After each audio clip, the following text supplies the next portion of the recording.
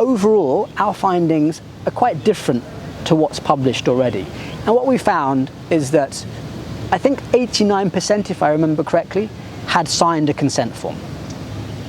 And the same number had a consent form in the notes. So none of our consent forms are getting lost. So they're getting well filed.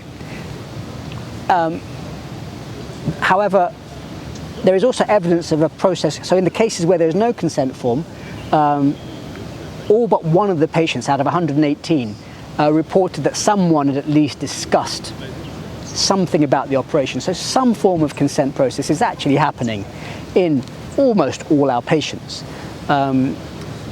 Secondly, we just asked them to recount in their own words what they were told about the operation.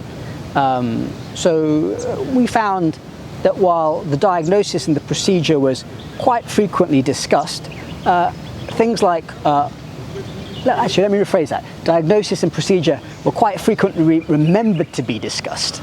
Okay? Things like alternative managements and benefits and risks were less well discussed.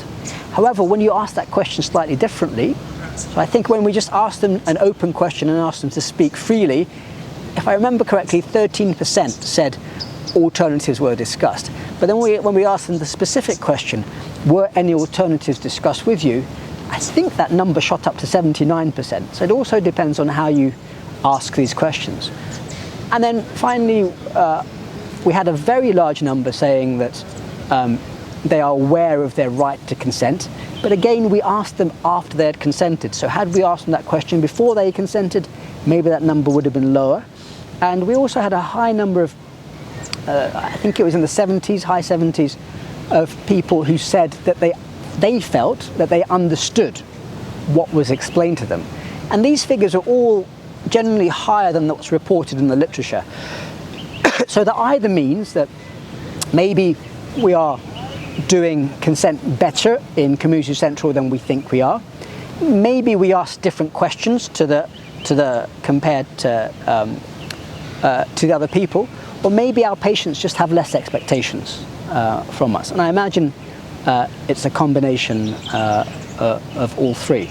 So now we've done the quantitative study, we now want to go on, we've completed the interviews for the qualitative study, and this is where it gets really interesting and quite difficult.